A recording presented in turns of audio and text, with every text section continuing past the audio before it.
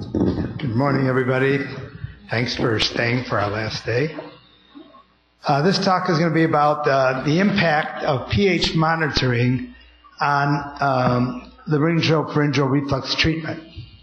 And we're going to focus on improved compliance and symptom resolution. This is a study that took a lot of effort, and I'm presenting it, but the real team that worked on the collecting the data and following up are my co-authors, and I want to thank them, Michelle Fisher, who's here, Tanya Pulver, Michael Foster, Alexander Maley, and Ninos Joseph, who did the statistics. So I want to thank them.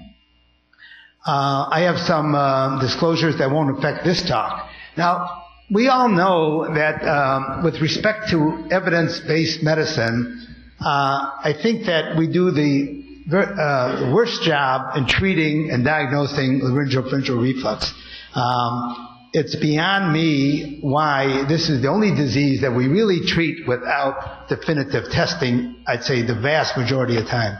Now, we know that it's usually diagnosed based on symptoms, and the symptoms are all over the place.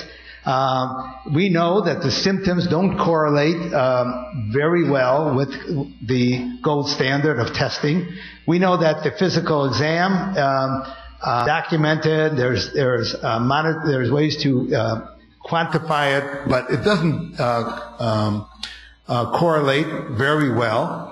They're both nonspecific, and kind of it's a diagnosis of exclusion. And I would venture to say that when we diagnose LPR, well, one is, I'm not sure that the patient's convinced, especially when they don't have GERD, and I'm not sure we're convinced, but we make the diagnosis.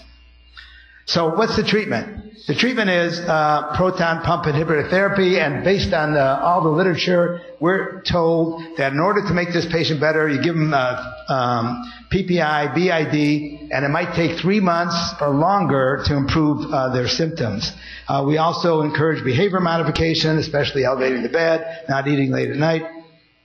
And we know that treating with PPI is very effective in patients that have GERD. So if they have symptoms of reflux, they say they're better. But when they have symptoms of clearing their throat, hoarseness, sore throat, whatever we're treating, all the symptoms of laryngopharyngeal reflux, we know that the resolution of symptoms ranges in the studies between 58% and 75% in those patients that are compliant. Now, forget about the patients that aren't compliant. Obviously, we think they're not going to get better. Maybe they get better on their own. Unfortunately, in a meta-analysis and in several studies, if they compared PPI to placebo, they showed that no significant effect, really. Now, forget about that aspect. Let's talk about compliance, and I want to focus just on compliance in this study. So one of the reasons for treatment failure is poor compliance. Now, in general, compliance is not good for any long-term treatment. Patients with asthma don't take their medicine. Patients with diabetes don't have perfect compliance. But specifically with LPR, we know there's enough studies to show that the compliance rate is about 50%. And some of that is the lack of understanding that they really have LPR. Now, the hypothesis is, well, we thought that if we did definitive testing, demonstrating the presence of LPR, that it should improve compliance, that patients would accept that and therefore follow their treatment. So what we did is we decided to study two groups of patients to compare the medications compliance and efficacy in patients that were diagnosed with LPR by history, by classical symptoms and physical findings, with those without a pH and a group with a pH study. So we had two groups. Both of them had symptoms, both of them had the same findings, and one had pH studies, one did not. They had the same treatment.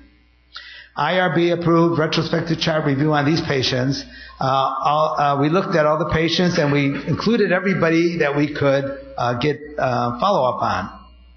All of them had a diagnosis of LPR. They all got BID, PPI, and they had minimum 3-month follow-up. Now, they were divided, as I said, in two groups. Those that were based on a 24-hour study and those that were based on clinical symptoms without a study. We looked at demographics, symptoms, signs.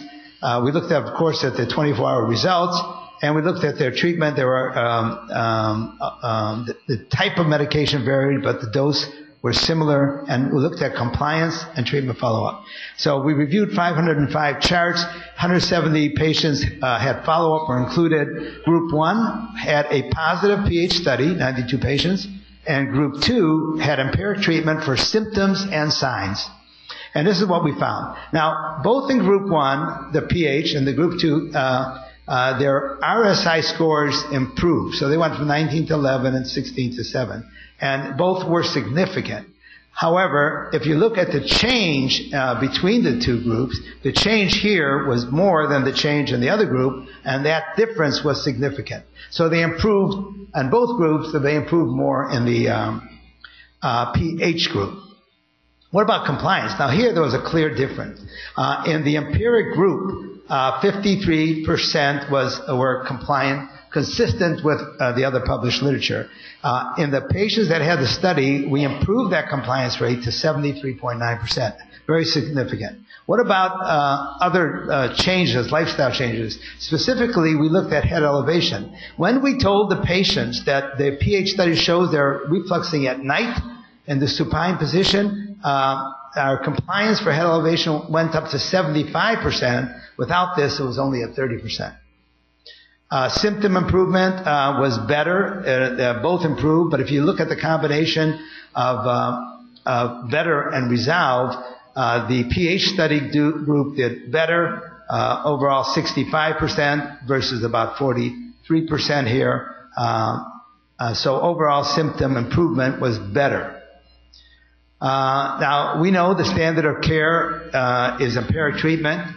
And we're concerned about this for many reasons, some of the reasons being that patients, more than ever before, are reluctant to accept treatment without diagnosis.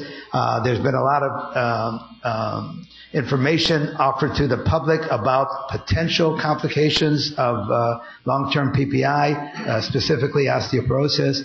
So more than ever, patients want a definitive diagnosis. Now, the reason that treatment it may not be effective is that it might be overdiagnosis without testing. In our study, our conclusions are that confirmation with the 24-hour pH study monitoring is associated with higher rates of lifestyle changes and compliance with PPI therapy. Patients with confirmed diagnosis have significant symptom improvement when compared to the patients treated empirically. In our study, we used the Restech system, which is simple, easy to use, and well accepted by the patients. It's cost effective. I don't want to go into a study comparing different systems, but this is a simple system that works, and it gives you a diagnosis before you treat. Thank you.